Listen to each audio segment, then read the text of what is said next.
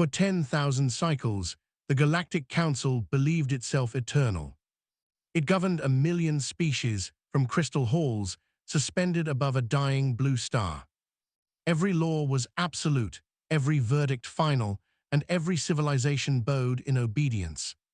Wars were ended with decrees, empires erased with votes, and rebellions smothered before they could breathe. The Council's greatest pride was control. Control of trade lanes, control of technology, control of history itself.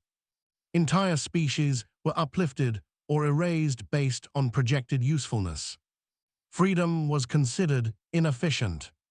Humanity arrived quietly. No grand invasion, no declarations of dominance, just a request for membership. The Council laughed.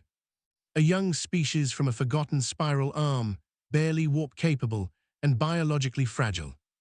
They were assigned observer status. Denied access to restricted archives, forbidden from advanced military research, and closely monitored. Human delegates smiled, thanked the Council, and complied. At least, that's what the Council believed. While the Council debated quotas and tariffs, humanity explored. They mapped uncharted regions the Council had deemed irrelevant. They listened instead of commanded, traded instead of conquered, and learned instead of ruling. When the first warning arrived, it was ignored. A trade guild collapsed overnight after switching exclusively to human logistics networks. A border war ended abruptly when both sides adopted human negotiation protocols. Council analysts called it coincidence. Then the second warning came. A minor council member state withdrew, announcing alignment with human frameworks. No rebellion, no violence, just departure. The Council issued sanctions, confident obedience would return. It did not. Mori systems followed, quietly disconnecting from Council authority. Council control grids began losing relevance, not through sabotage, but abandonment. The humans said nothing. They continued attending sessions, smiling politely, offering assistance when asked. And slowly, invisibly, the galaxy began choosing something else. The Council still believed it ruled everything. But power, real power, had already started to move. The Galactic Council was built to handle crises. What it was never designed to face was irrelevance. Trade routes once enforced by Council fleets were now bypassed. Human shipping lanes were faster, cheaper, and voluntary. No tolls, no threats, just reliability. Council economists panicked. Revenue streams collapsed without a single shot fired. Member worlds began questioning why they paid tribute at all. Military oversight followed. Council fleets remained powerful, but increasingly unnecessary. Human conflict resolution teams arrived before warships ever launched. They didn't threaten annihilation, they offered alternatives.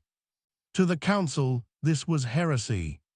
Order was maintained through fear. Humanity maintained order through consent. When the Council summoned the human delegation for answers, they expected denial or apology. Instead, they received clarity. "We never sought control," the human ambassador said calmly. "We just built systems people preferred." That sentence fractured the chamber. Council members argued, accused, and demanded restrictions. But laws meant nothing to those who no longer depended on them. Attempts to ban human technology failed. Too many worlds relied on it for survival.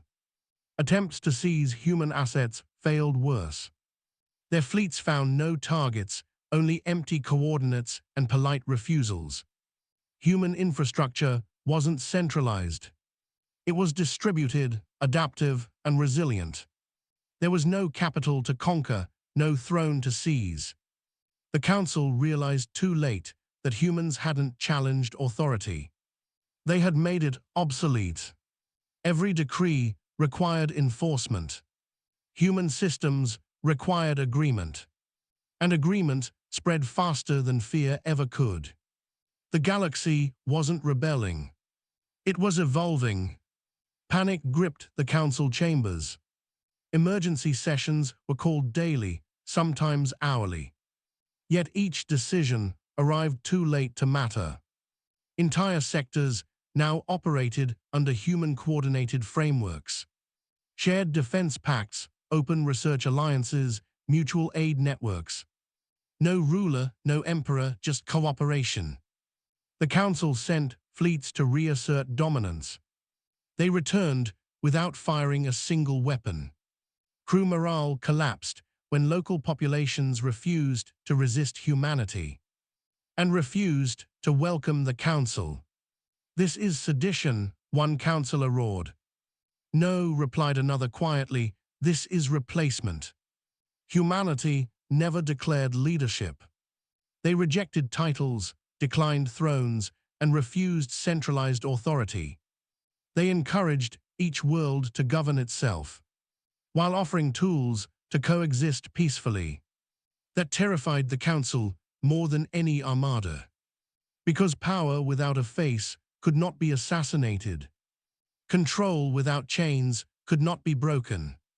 Council intelligence confirmed the truth. Humanity could dismantle the Council militarily if it wished. But they chose not to. Violence would have legitimized the old system. Instead, humans let the Council exist as a symbol of the past, a warning, and a choice. Member worlds began leaving openly now. No fear, no secrecy, just announcements.